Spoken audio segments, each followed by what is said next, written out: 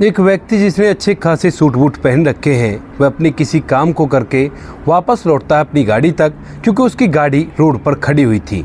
लेकिन तभी जब वह रोड को क्रॉस करने के लिए फुटपाथ पर खड़ा हुआ था तो वहां पर एक 5 साल की मासूम सी बच्ची आती है और आकर उसका हाथ पकड़ लेती है।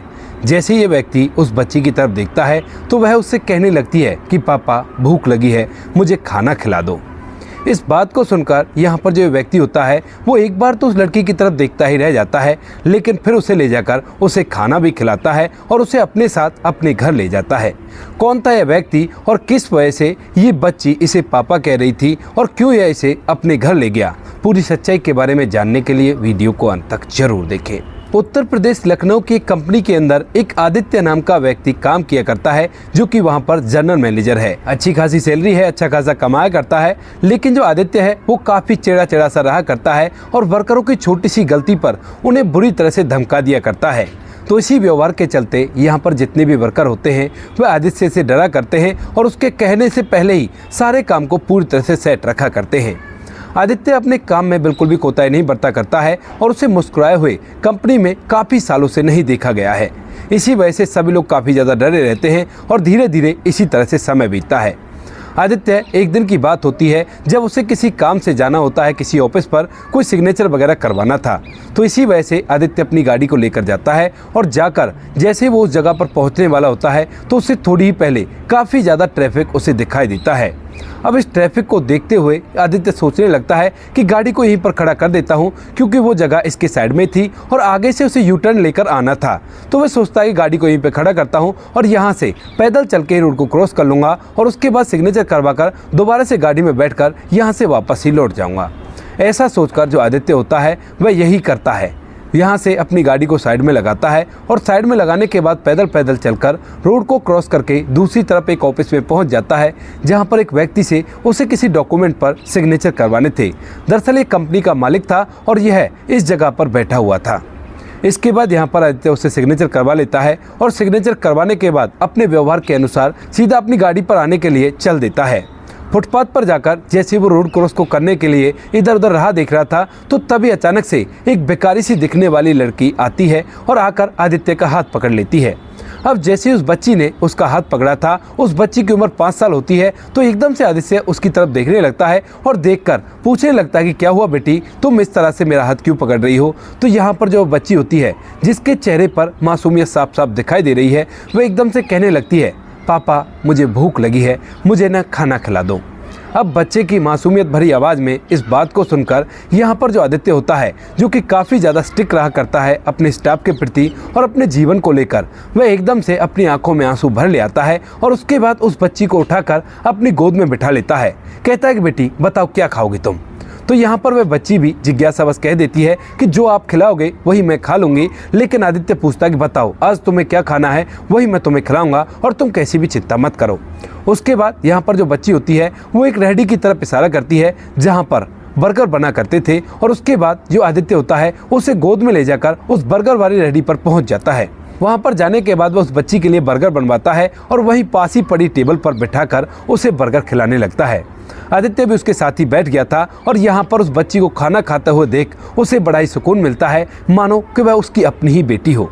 लेकिन जब यहाँ पर वह बच्ची खाना खा लेती है तो उसके बाद आदित्य उससे पूछने लगता है कि बेटी क्या तुम्हारे माता पिता नहीं है क्या। तो यहाँ पर जो लड़की होती है वह अपनी आंखों में आंसू भर लाती है और कहने लगती है कि कोई नहीं है मेरा, मैं तो यहीं पर ऐसे ही घूमा करती हूँ। एक काका हैं जिनके साथ मैं रहा करती हूँ और वही जब कभी मुझे खाने को नहीं मिला करता है तो वो मुझे भीख मांगकर खाना खिला देते हैं। आदित्य समझ गया था कि लड़की पूरी तरह से बेघर है और इस तरह से भीख मांगकर ही अपना गुजारा किया करती है। तो उसके बाद यहाँ पर जो आदित्य होता है वो कहने लगता है क्या तुम्हें पढ़ाई करनी है। तो जो बच्ची होती है जिसका नाम पिंकी होता है वो कहने लगती है झट से कि हाँ पढ़ाई मुझे बहुत अच्छी लगा करती है, लेकिन काका कह रहे थे कि बेटी बाद में मैं तेरा एडमिशन कराऊंगा, अभी मेरे पास पैसे नहीं है। इसके बाद जो आदित्य होता है वो कहने लगता है कि अगर तुम्हें पढ़ाई करनी है तो तुम मेरे साथ चलो, मैं तुम्हें अच्छे से पढ़ाई लिखाई करवाऊंगा और कोई भी दिक्कत नहीं है। इसके बाद यहाँ पर जो लड़की होती है जिसका नाम पिंकी होता है वह उसके साथ चलने के लिए हामी भर लेती है और कहती है कि आप मुझे खाना तो खिला दोगे ना। तो यहाँ पर आदित्य अपनी आंखों में आंसू लेकर कहता है कि हाँ बेटा मैं तुम्हें ज़रूर से खाना खिलाऊंगा, लेकिन शर्त ये होगी कि आपको मुझे पापा ही कहकर पुकारना है। इसके बाद यहाँ पर जो पिंकी होती है वो उसके साथ चल देती है और आदित्य रोड क्रॉस करके पिंकी को अपनी गाड़ी में बैठाकर वहाँ से सीधा अपने घर ले जाता है। घर ले जाने के बाद सबसे पहले तो उसे अच्छे से कपड़े पहनाता है जो कि रास्ते से वो लेकर आया था और उसे नहला धुलाकर अच्छी तरह से घर के अंदर बैठाता है। घर के अंदर एक दो नौकर चाकर थे और नौकर चाकर जब पिंकी को यहाँ पर देखते हैं तो बड़े हैरान हो जाते हैं, लेकिन उनकी भी हिम्मत नहीं होती कि आदित्य सर से पूछ ले कि लड़की कौन है और आप इसे यहाँ पर क्यों लेकर आए हो। वो चुपचाप जैसे आदित्य कहता है उस तरह का खाना बनाते हैं और पिंकी और आदित्य भरपेट खाना खाकर अब एक कमरे में आराम करने के लिए चले जाते हैं। आदित्य बच्ची को अपने पास सुलाता है और यहाँ पर दोनों एक साथ समय व्यतीत करते हैं। धीरे धीरे दूसरे दिन की सुबह होती है और सुबह सुबह यहाँ पर आदित्य पिंकी को लेकर बाहर जाता है और बाहर जाने के बाद दोबारा से घर में ले आता है। इसके बाद वह अपने ऑफिस चला जाता है और पिंकी को कहता है कि आराम से घर पर रहना और किसी भी चीज़ की परेशानी हो तो इन नौकरों को बता देना, ये तुम्हारे हर काम को कर देंगे। पिंकी भी बड़ी खुश होती है इतने बड़े घर को देखकर और उस घर के अंदर आराम से वो दिन भर ऐसे ही खेलती रहती है। आदित्य जब अपने ऑफिस जाता है तो ऑफिस के अंदर जहां पर आदित्य का व्यवहार पूरी तरह से बदलने लगता है और आज उसके चेहरे पर एक अजीब सी खुशी है और इस खुशी को देखकर सभी लोग पूरी तरह से हैरान हो जाते हैं। ऊपर से यहाँ पर आदित्य के बात करने का तरीका भी पूरी तरह से बदल गया है, जबकि पहले वो एक रोबोट की तरह बात किया करता था, लेकिन आज सभी से बड़े आदर सम्मान के साथ बात कर रहा है और अगर किसी पर कोई काम भी नहीं हुआ है तो आदित्य ने किसी को डांटा भी नहीं है। ये बात देखकर ऑफिस वाले काफ़ी ज़्यादा हैरान हो जाते हैं और मन ही मन बहुत कुछ सोचने लगते हैं। जो आदित्य होता है वह दोबारा से अपने घर चला जाता है और धीरे धीरे इन बातों को 10 से 12 दिन बीत जाते हैं।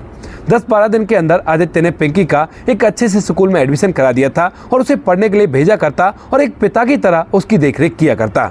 यहाँ पर ये सब कुछ देखकर जो कंपनी वाले होते हैं जहाँ पर आदित्य काम करने के लिए जाया करता है वो लोग भी हैरान हो जाते हैं, क्योंकि आदित्य अभी तक कभी भी लेट नहीं हुआ था, लेकिन जब से पिंकी उसकी ज़िंदगी में आई है उसके बाद से वह काफ़ी ज़्यादा लेट होने लगा है। और यहाँ पर ये बात देखकर सभी वर्कर जो और कंपनी में काम किया करते हैं वो पूरी तरह से हैरान है, लेकिन साथ में एक बात से खुश भी हैं, क्योंकि आदित्य का व्यवहार अब इतना कठोर नहीं रहा है जितना कि पहले था। वो तो लोगों से नरमाई से बात किया करता है और अच्छी तरह से उनकी भावनाओं को भी समझा करता है। इन बातों की कानाफूसी कंपनी के अंदर होने लगती है और ये आभास आदित्य को हो जाता है कि कंपनी वाले उसके बारे में बात बता रहे हैं और इसके बाद वह फैसला करता है कि एक दिन मैं इन सभी को सब कुछ सच बता दूंगा। ऐसा सोचकर वह एक दिन तय करता है जो कि आज से लगभग 3 दिन बाद का था और 3 दिन बाद कंपनी के अंदर जब सभी लोग आ जाते हैं और आदित्य एंट्री करता है तो उसके बाद वह सभी का अटेंशन अपनी तरफ करता है और जब सभी लोग उसकी तरफ देखने लगते हैं तो यहाँ पर जो आदित्य होता है वो कहने लगता है कि मुझे पता है कि आप लोग मेरे बारे में बातें बना रहे हैं कि आदित्य सर इतने बदल क्यों गए, और इस बात का जवाब आज मैं आप लोगों को दूंगा। अब सभी लोग इस बात को जानना चाहते थे तो सभी लोग पूरी तरह से सीरियस होकर आदित्य सर की बात को सुनने लगते हैं। यहाँ पर आदित्य कहता है कि देखो थोड़ी लंबी बात है तो थोड़ा टाइम लगेगा, तो शांति से बैठकर बात को सुनो, सभी लोग आराम से बैठ जाओ और मैं भी बैठ जाता हूँ। यहाँ पर ऐसा कहकर आदित्य सभी को उस हॉल के अंदर बिठा देता है और खुद भी एक चेयर पर बैठ जाता है। बैठने के बाद वह बताने लगता है, कहता है कि आज से लगभग 3 साल पहले मेरा भरा पूरा परिवार था, मेरी पत्नी थी, मेरे पास घर था और मुझे किसी भी चीज़ की कोई कमी नहीं थी। अच्छे से जीएम की पोस्ट पर मैं काम किया करता था और मेरे पास काफ़ी सारा रुपया पैसा भी था। यहाँ पर मैं अपनी पत्नी के साथ बड़ा ही खुश रहता हूँ और तभी हमें एक और ऐसी खबर सुनने को मिलती है जिससे हमारी खुशी दोगुनी हो जाती है। दरअसल मेरी पत्नी सीमा उस टाइम पर प्रेग्नेंट हो गई थी और कुछ दिनों बाद हमारे घर के अंदर एक नन्हा मेहमान आने वाला था। इस बात से पति पत्नी बड़े ही खुश होते हैं, लेकिन एक दिन अचानक से न जाने किसी की नज़र हमारे परिवार को लग जाती है और मेरी पत्नी जो कि मार्केट से वापस लौट रही थी उसी दौरान एक हादसे में वह इस दुनिया को छोड़कर चली जाती है। जब मेरी पत्नी इस दुनिया को छोड़कर चली जाती है तो मुझे इस बात का बहुत गहरा सदमा लगता है और उसके बाद मेरी ज़िंदगी के सारे रंग खत्म हो गए थे और मैं कंपनी पर आना भी बंद कर देता हूँ। इससे पहले जिस कंपनी में काम किया करता था वहाँ पर मैं बिल्कुल भी नहीं जाता हूँ और वो लोग मुझे नौकरी से भी निकाल देते हैं। धीरे धीरे इन बातों को लगभग 3 से 4 महीने बीत जाते हैं और मैं पूरी तरह से डिप्रेशन में चला जाता हूँ। लेकिन जब 3-4 महीने बीत जाते हैं और मेरे पास एक भी रुपया नहीं होता, EMI वाले घर पर आने लगते हैं, तो उसके बाद मुझे एहसास होता है कि अगर ये हो गया तो कोई बात नहीं, लेकिन ज़िंदगी को जीना नहीं छोड़ना है और कमाना भी नहीं छोड़ना है। तो इसी वजह से मैं दोबारा से तय करता हूँ कंपनी ज्वाइन करने का और इसी वजह से मैं तुम्हारी कंपनी में आ जाता हूँ। लेकिन उसके बाद से मेरी ज़िंदगी पूरी तरह से बदल गई थी। मुझे बिल्कुल भी हंसी नहीं आती थी और खुशी तो मानो मेरी ज़िंदगी से दूर दूर चली गई थी। बार बार मैं अपनी पत्नी और अपने होने वाले बच्चे के बारे में सोचा करता और इसी तरह से अपनी ज़िंदगी को जी रहा था। लेकिन धीरे धीरे ये 3 साल कंप्लीट होते हैं और आज से लगभग 15 से 20 दिन पहले जब मैं उस जगह पर मालिक से साइन करवाने के लिए एक डॉक्यूमेंट को लेकर जाता हूँ तो मैं अपनी गाड़ी को रोड किनारे खड़े कर देता हूँ। उसके बाद रोड क्रॉस करके मैं ऑफिस से डॉक्यूमेंट को साइन तो करवा कर ले आता हूँ, लेकिन जब मैं रोड क्रॉस करके गाड़ी की तरफ जा रहा था तो उसी समय मेरी ज़िंदगी में एक नन्ही सी परी आती है, जिस परी का नाम होता है पिंकी। पिंकी जो कि 5 साल की बच्ची थी, जो कि सिग्नल पर भीख मांगकर अपना गुजारा किया करती थी, वह अचानक से मेरा हाथ पकड़ लेती है और हाथ पकड़ने के बाद कहती है कि पापा मुझे भूख लगी है, मुझे खाना खिला दो। अब जैसे उस बच्ची को देखता हूँ तो उसके अंदर मुझे अपना होने वाला बच्चा दिखाई देने लगता है और उसके बाद मैं उसे गोद में बिठाकर वहाँ पर बर्गर खिलाता हूँ। बर्गर खिलाने के बाद जब मुझसे पूछता हूँ बेटा तुम्हारा कौन है इस दुनिया में, तो यहाँ पर वह बताती है कि मैं तो एक काका के पास रहा करती हूँ और वही मुझे अपने पास रखते हैं। अब जब मैंने उससे पूछा कि तुम पढ़ाई लिखाई करना चाहती हो तो उसने झट से हामी भर दी और मासूम बच्ची की इच्छा को पूरी करने के लिए मैं उसे अपने साथ अपने घर ले आया। घर लाने के बाद मैं उसे अपने साथ रखता हूँ और यहाँ पर उस बच्ची की बदलते ही मेरा पूरा के पूरा व्यवहार बदल गया है, जिसके बारे में आप लोग चर्चा कर रहे हो, क्योंकि उस बच्ची के अंदर मुझे अपनी बच्ची दिखाई दिया करती है। ऐसा कहते हुए आदित्य की आंखों में आंसू आ गए थे और तभी यहाँ पर एक स्टाफ मेंबर उससे पूछने लगता है कि सर वो बात तो ठीक है, जब 20 दिन पहले आप एक बच्ची को ले आए थे और आपको पता भी चल गया था कि हम लोग तुम्हारे बारे में बातें बना रहे हैं, तो आपने इतने दिनों बाद के लिए क्यों कहा है। तो यहाँ पर जो आदित्य होता है वो कहने लगता है कि वो दरअसल अब तक मैं कागजी कार्रवाई कर रहा था उस बच्ची को गोद लेने के लिए और मैंने उस बच्ची को परमानेंटली गोद ले लिया है, पूरी कागजी कार्रवाई हो गई है। पुलिस वालों ने वेरिफिकेशन किया है कि वो बच्ची सच में वहाँ पर भीख मांगा करती थी और उसके बाद अब वो बच्ची मेरे साथ रहेगी, कोई भी कैसी भी दिक्कत नहीं है। इस बात को सुनकर यहाँ पर जो सभी लोग होते हैं वह पूरी तरह से भावुक हो जाते हैं कि किस तरह से एक बच्ची ने इतने बड़े व्यक्ति का स्वभाव पूरी तरह से चेंज कर दिया और वो अब अच्छी तरह से अपनी ज़िंदगी को जी रहे हैं। यहाँ पर इसी ऑफिस के अंदर एक महिला और काम किया करती थी जिसका नाम होता है जानवी। जानवी के पति काफ़ी दिन पहले शराब पीकर उसे छोड़ चुके थे और वह अपने मायके में रहकर अपना गुजारा किया करती थी और इस कंपनी में नौकरी किया करती थी। जानवी इस बात से बड़ी प्रभावित होती है क्योंकि उसने भी सपना सजाया था कि उसका कोई अपना परिवार होगा, लेकिन यहाँ पर अब उसका ना तो परिवार रहा है और ना ही उसके माता पिता उसकी दूसरी शादी करवा रहे हैं, क्योंकि जानवी से शादी करने के लिए कोई तैयार ही नहीं है।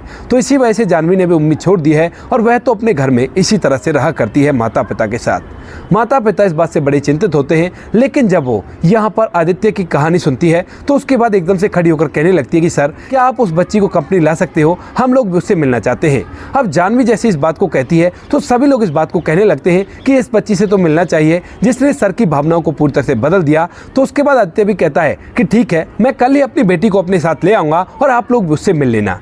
इसके बाद यहाँ पर जो आदित्य होता है अगले दिन अपनी बेटी पिंकी को अपने साथ ले आता है और यहाँ पर लाकर जब सभी लोग उसे देखते हैं तो सभी लोग उससे काफ़ी ज़्यादा लाड़ दुलार करते हैं, लेकिन वहीं पर जो जानवी होती है वो उससे कुछ ज़्यादा ही अट्रैक्ट हो जाती है और इसके बाद वह बार बार उसके ख्याल किया करती है, उसकी तरफ देखा करती है और उसे वो अपनी ही बच्ची समझा करती है, क्योंकि उसकी ज़िंदगी में काफ़ी ज़्यादा खालीपन था और इस बच्ची को देखकर उसे भी अपना खालीपन दूर होता हुआ दिखाई देता है। अब आदित्य की नज़र जानवी पर पड़ जाती है और यहाँ पर जो आदित्य होता है वह सोचने लगता है कि क्यों ना जानवी को मैं अपने साथ ले जाऊं, ये बच्ची के साथ काफ़ी ज़्यादा घुल मिल गई है, क्योंकि यहाँ पर जो पिंकी होती है वह भी जानवी के साथ बड़ी खुश रहती है और उसके साथ हंसी मजाक सी कर रही थी। इसके बाद यहाँ पर जो आदित्य होता है जब छुट्टी का समय होता है तो वह जानवी से कहने लगता है कि जानवी क्या तुम मेरे साथ मेरे घर चल सकती हो इस बच्ची की देखरेख करने के लिए। तो यहाँ पर जो जानवी होती है वो एकदम से चुपचाप हो जाती है, क्योंकि मन तो उसका भी है इस बच्ची के साथ रहने का, लेकिन यहाँ पर उसकी प्रॉब्लम है पैसा, क्योंकि अगर वो पैसा नहीं कमाएगी तो उसका जीवन कैसे व्यतीत होगा। वह थोड़ी सी चुपचाप सी रह जाती है। तभी यहाँ पर आदित्य उसके चेहरे के हाव भाव को देखकर समझ जाता है कि शायद ये पैसों की वजह से ऐसा कर रही है। तो यहाँ पर आदित्य कहने लगता है देखो, जितनी सैलरी तुम्हें यहाँ मिला करती है उससे कहीं ज़्यादा ही मैं तुम्हें सैलरी दे दूंगा, लेकिन मेरी बच्ची तुम्हारे साथ बड़ी खुश रहा करती है, तो इसी वजह से मैं तुम्हें इस बच्ची का देखरेख करने के लिए अपने यहाँ पर नौकरी देना चाहता हूँ। इस बात को सुनकर जानवी एकदम से खुश हो जाती है और कहती है कि ठीक है सर, अगर आप सैलरी दे दोगे तो कोई दिक्कत नहीं है, मैं बच्ची की देखरेख करने के लिए आपके साथ चलने के लिए तैयार हूँ। इसके बाद जो जानवी होती है वह आदित्य के साथ उसके घर जाती है और अब रोज़ के रोज़ वहीं पर आकर उसकी बच्ची की देखरेख किया करती है। कभी कभी जब ज़्यादा लेट हो जाता है और जानवी और पिंकी एक दूसरे के साथ खेलते खेलते भूल जाते हैं कि टाइम क्या हो रहा है, तो जानवी यहीं इसी घर के अंदर रुक जाती है, क्योंकि घर काफ़ी ज़्यादा बड़ा है। जानवी की अच्छी तरह से वो देखरेख करती है एक माँ की तरह। और इधर यहाँ पर जो आदित्य होता है वह भी इन सभी चीज़ों को महसूस करता है। मन ही मन वह बहुत कुछ सोचता है, क्योंकि जानवी भी अकेली है और वह भी अकेला है। तो वह सोचने लगता कि क्यों ना हम दोनों एक साथ रहने लगे, लेकिन उसकी हिम्मत नहीं हो पाती, क्योंकि जानवी के बारे में उसे पता है कि वह पूरी तरह से टूट चुकी है, हार चुकी है। इसके बाद एक दिन यहाँ पर जब सोफे पर जानवी बैठी हुई थी और सब्जियां छील रही थी, और दूसरे सोफे पर यहाँ पर आदित्य बैठा हुआ था और पिंकी इधर उधर खेल रही थी। तो उसी समय यहाँ पर जो पिंकी होती है वह अपने पिता आदित्य के पास आती है और कहने लगती है कि पिताजी, मेरी माँ बहुत अच्छी है। अब इस बात को सुनकर आदित्य पूछने लगता है कि तुम्हारी माँ कहाँ है, तुम्हारी माँ। इधर यहाँ पर जो जानवी होती है वह भी पिंकी की तरफ देखने लगती है। तो तभी जो पिंकी होती है वो हंसते हुए जानवी की तरफ इशारा करती है और कहती है कि यह है मेरी माँ। इस बात को सुनकर यहाँ पर जो जानवी होती है वह सर नीचे करके हंसने लगती है। इधर यहाँ पर जो आदित्य होता है उसके मन की बात तो पिंकी ने कही दी थी। अब जो आदित्य होता है वो पिंकी की बात पर फोकस करता है और थोड़ी देर बाद सीधा जानवी के पास पहुँच जाता है और कहने लगता है कि जानवी, तुमने गौर किया पिंकी ने क्या कहा है? तो यहाँ पर जानवी कहने लगती है कि हाँ सर, मैंने गौर किया पिंकी ने क्या कहा है। तो यहाँ पर आदित्य कहने लगता है तो क्यों ना इस बात को सच कर दे। तो जानवी कहती है कि वो कैसे? तो यहाँ पर जो आदित्य होता है वो कहता है कि जैसा ये बच्ची कह रही है वैसा ही कर दे, और तुम हमेशा के लिए यहीं पर रह आओ इसकी देखरेख करने के लिए। तो जानवी कहती है कि वैसे भी तो मैं यहीं पर हूँ सर, आप मुझे पैसे दिया करते हैं और मैं इस बच्ची की देखरेख किया करती हूँ और मुझे भी बड़ा ही अच्छा लगा करता है। लेकिन तभी आदित्य कहता है कि मैं ऐसे नहीं कह रहा, मैं तो ये कह रहा हूँ कि क्यों ना हम दोनों एक दूसरे से शादी कर ले, ये हमारी बच्ची रहेगी और मेरा भी परिवार पूरा हो जाएगा। इस बात को सुनकर जानवी थोड़ी देर के लिए सोचती है और कहती है कि नहीं सर, लोग तरह तरह की बातें बनाएंगे। लेकिन तभी आदित्य कहता है कि मुझ पर कोई फर्क नहीं पड़ता। देखो, जब से ये बच्ची आई है मेरी जिंदगी का खालीपन पूरी तरह से दूर हो गया है। अब छोटी सी कसर रही है, जिस कसर को अगर तुम चाहो तो पूरी कर सकती हो। तुम भी परेशान हो, मैं भी परेशान हूँ, तो क्यों ना हम दोनों एक साथ रहकर अपने जीवन को व्यतीत करें। अब जब आदित्य ने सारी बात कह दी थी तो उसके बाद जानवी थोड़ी देर तक सोचती है और सोचने के बाद कहती है कि ठीक है सर, मैं अपने माता पिता से बात कर लेती हूँ और उसके बाद आपको बताती हूँ। आदित्य कहता है कि ठीक है, जाओ और अपने माता पिता से बात कर लो और उसके बाद कल मुझे जरूर से बता देना।